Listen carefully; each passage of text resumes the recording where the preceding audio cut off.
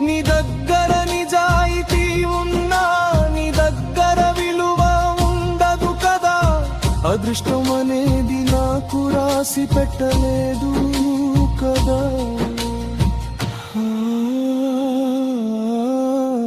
నేను ఒక వేస్ట్ గాడినేమో. అందరూ ముందుకు వెళ్తుంటే నేను మాత్రం అదే చోట నిలిచిపోయా.